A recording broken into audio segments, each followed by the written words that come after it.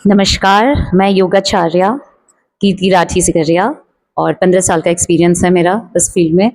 वैसे तो काफ़ी टाइम से बचपन से मैं योग कर रही हूँ, लेकिन प्रोफेशनली अगर बोले तो 15 इयर्स का एक्सपीरियंस है। मैं 43 इयर्स की हूँ और करीबन बहुत छोटी थी मैं, क्लास 7-8 में थी, तब से मैं योग अभ्यास कर रही हूँ। ये 4 मंथ के लिए चौमासा जिसको बोलते हैं, तो ये देवशयनी एकादशी जो है उस दिन से प्रारंभ होती है और देवउठनी एकादशी जो कार्तिक महीने में आता है उस दिन इसकी समाप्ति होती है। तो आपने कई जगह सुना ही होगा कि इस समय विष्णु भगवान जो है वो योग निद्रा में चले जाते हैं और सारा पृथ्वी का जो भार है तो वो शिव जी के कंधे पे आ जाता है और वो पूरा भार संभालते हैं। इस समय कहा जाता है कि क्योंकि सावन का महीना आता है, बारिश होती है, ये 4 महीना थोड़ा आप देखोगे डिजीजेस ज़्यादा होते हैं, आपकी इम्यूनिटी बहुत कमज़ोर हो जाती है इस समय, तो इसलिए योग अभ्यास करना बहुत ज़रूरी है। अच्छा खाना बहुत ज़रूरी है।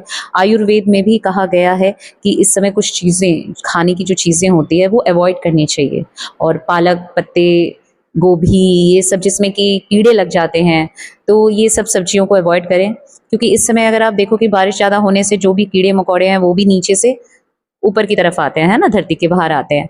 तो साँप भी काफ़ी दिखाई देते हैं इस समय ज़्यादा बाहर की तरफ। बहुत ज़्यादा एक्सट्रीम जिसे कहते हैं ना वर्कआउट, वो ना करें। रिलैक्सेशन वाला वर्कआउट ज़रूरी है साथ में करना, क्योंकि एग्रेशन नहीं होना चाहिए कोई भी चीज़ में। और ट्रैवल डेफ़िनेटली प्लान्स को अवॉइड करने कहा जाता है।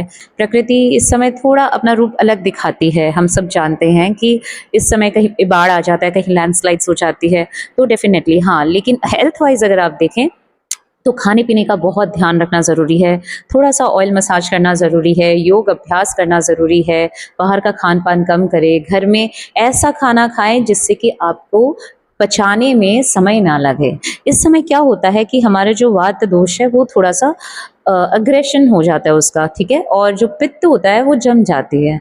तो पित्त जमने के, बारिश ऐसे ही ख़त्म होती है, पित्त जमने लगती है। तो आप कुछ भी ऐसी चीज़ जिससे आपके शरीर के अंदर गर्माहट बहुत ज़्यादा लाए, पसीना लाए, वैसी चीज़ कुछ नहीं खानी है। इसीलिए तला-तली मना करते हैं, सरसों का तेल कम कर दें, कड़ी पत्ता को यूज़ करें, कड़ी पत्ता, हल्दी, ये सब से इम्यूनिटी बढ़ती है। दही का सेवन ना करें, छाछ का सेवन करें। दही आयुर्वेद के हिसाब से गर्म करती है शरीर को। तो इस तरह से आपको अपना चौमासा जो है पूजा करें, जप करें, पाठ करें। ये 4 महीना बहुत इम्पोर्टेंट होता है आपके, अगर आप ऑलरेडी एक साधक हैं तो आपकी स्पिरिचुअल जर्नी को आगे बढ़ाने में मदद करेगा।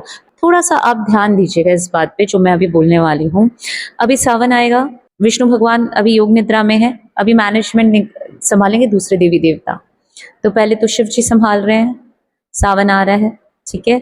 उसके बाद में गणेश जी, उसके बाद में 15 दिन के लिए पितृ श्राद्ध आता है, उसमें पिताजी और संभालते हैं और फिर उसके बाद में देवी माँ संभालती है। दिवाली तक देखिए आप, लक्ष्मी पूजा भी है तो काली पूजा भी है तो दुर्गा भी है ना?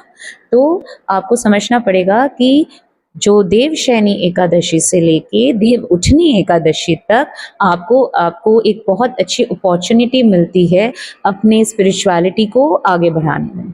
और इस समय ऐसा कोई भी काम ना करे जिससे आपके हेल्थ को आपको तकलीफ पहुंचे, ठीक है? आप फिजिकली भी फिट रह सकते हैं, इमोशनली भी फिट रह सकते हैं और मेंटली भी फिट रह सकते हैं, और इसका एक जरिया है योग।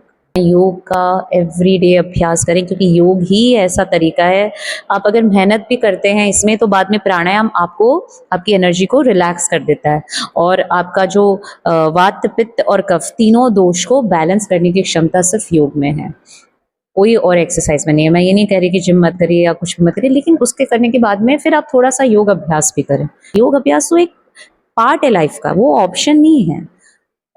योग अभ्यास इज़ पार्ट ऑफ लाइफ। जैसे सुबह उठ के आप फ्रेश होने जाते हैं, जैसे आप खाना खाते हैं, उसी तरह से जो योग अभ्यास है, चाहे आप किसी के पास जाके करें या खुद करें सीखने के बाद में, लेकिन एवरीडे करने वाली जो काम है वो है योग अभ्यास। जिम है, आप हफ्ता में 3 दिन जाइए, आप स्पोर्ट्स खेल रहे हैं, वो एवरीडे खेलने की ज़रूरत नहीं है, लेकिन योग अभ्यास एवरीडे करने की चीज़ है, क्योंकि वो पार्ट है लाइफ का, that's the way of life, ठीक है? To prevent diseases, to prevent any blunders that can happen in future regarding your health. So that is what yoga is all about. It's spiritual, it's healing, it's completely physical, mental and emotional health. It's yoga is what, योग के बारे में आपको समझना पड़ेगा कि योग, योगा एक ही चीज़ है।